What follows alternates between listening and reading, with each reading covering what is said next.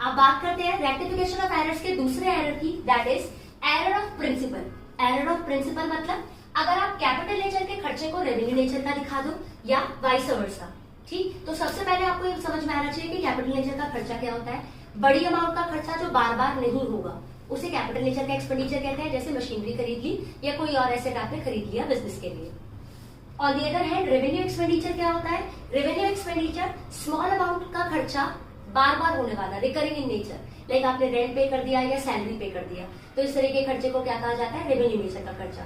तो अगर आप रेवेन्यू नेचर के खर्चे को कैपिटल नेचर का खर्चा मान लो गलती से, या कैपिटल नेचर के खर्चे को रेवेन्यू नेचर का खर्चा मान लो, तो that will be termed as your error of principle. इसको कैसे रेक्टिफाई करेंगे, एक एग्जांपल से समझते हैं। आपने वेजेस पे किए 5000 on installation of new machinery और आपने गलती से डेबिट कर दिया वेजेस अकाउंट। ठीक, तो करेक्ट एंट्री क्या होनी चाहिए?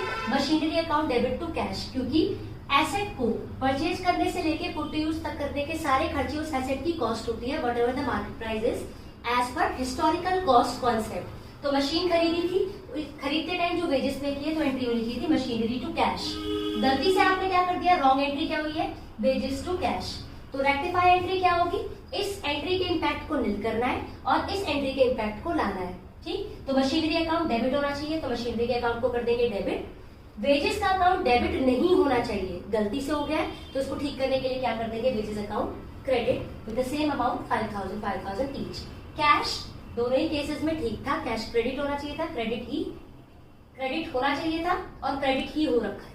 ठीक है, सो होपफुली आपको समझ में आया। For more such videos go and explore my channel accounts में।